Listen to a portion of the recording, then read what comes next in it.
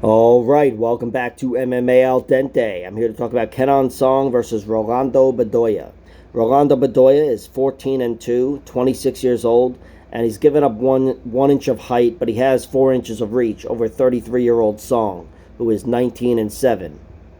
And Kenan Song, he's a dangerous guy. He's the much better finisher overall. 17 finishes in his 19 wins, 9 via TKO or KO, 8 via submission, and just 2 decisions.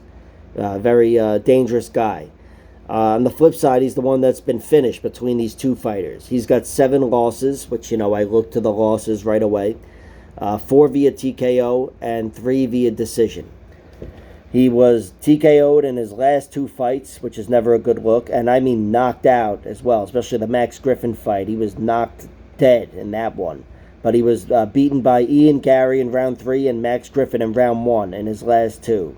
Which, for a guy that's 33, you want to think he's in the middle of his prime. It's not the end of the world, but it could be the beginning of the end of the world. So, who knows? But he was TKO'd by Ian Garry in round 3 in a fight that he was very, very close to winning. He has that big right hand, Kenan Song, and in this one he landed the short left hand in the middle of pocket fighting and caught Ian Garry with his hands down, clipped him, and came very close to putting him away. It wasn't just like he knocked him off balance. He had him fucked up there, but couldn't put him away, and Ian Garry did what Ian Garry does and what he did on Saturday and took over the fight and then got Kenan Song out of there in round 3. Max Griffin knocked him dead. That was a big surprise. I did not see that one coming.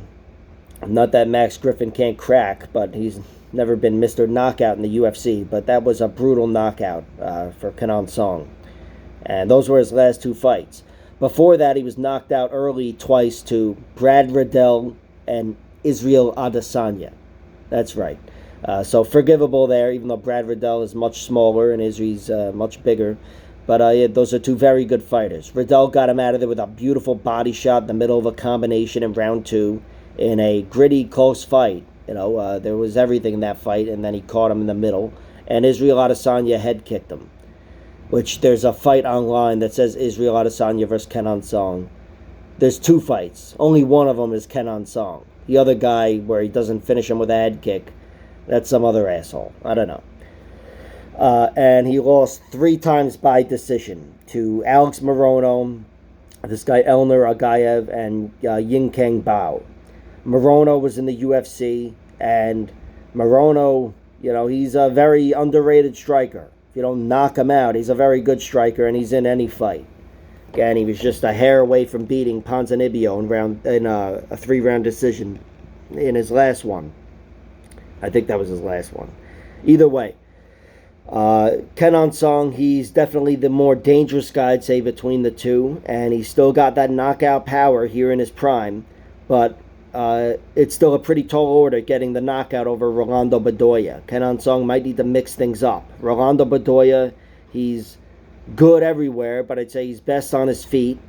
He is not a dangerous striker. He's not powerful really at all, or athletic or whatever, but he's one of those slow zombies that takes over the fight and infects you with a bite and whatever the fuck.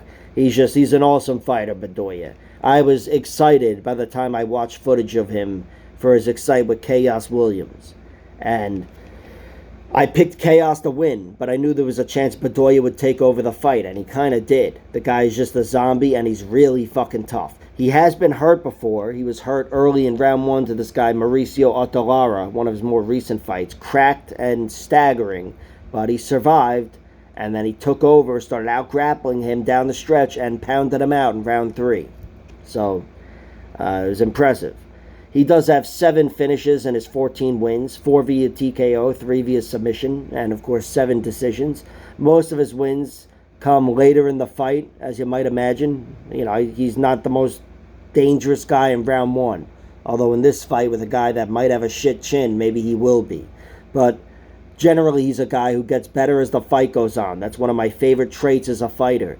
And he does have traits that I think exceed his technique. His technique is not up to par with his traits.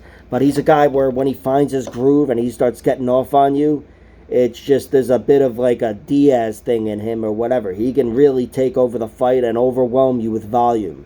And while he's not the most dangerous guy, he's definitely a very durable guy and likely to be taking you into round 3 anyway. And I imagine this guy's going to have a very good round 3 record when it's all said and done, because he's just got some great energy, tenacity, grit, and cardio. And I'm picking him to win. I do think Kenan Song could crack him and maybe even find success grappling with him. But I know one thing that I expect to be the case here, and that's Bedoya being the last man standing, the fresher guy in round 3.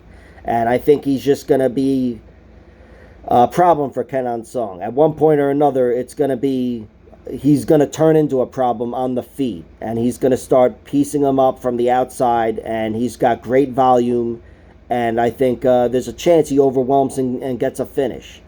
But since Kenan Song is a pretty tough guy, all things considered, I can't count on the finish. Bedoya winning by decision wouldn't surprise me, but he's definitely my pick to win the fight. And as far as betting, I'm staying away from this. He's too big of a favorite here, minus 295, almost minus 300 here. He did look good against Chaos Williams, even though he still did lose the fight.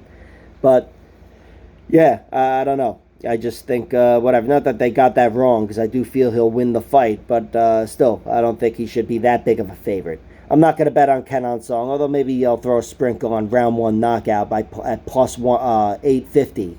But I do think if these guys are fighting long enough, which I expect it to be a longer fight, Bedoya is going to take over the fight. So that's the prediction. Like, share, subscribe, all that horse shit. Check out my other videos.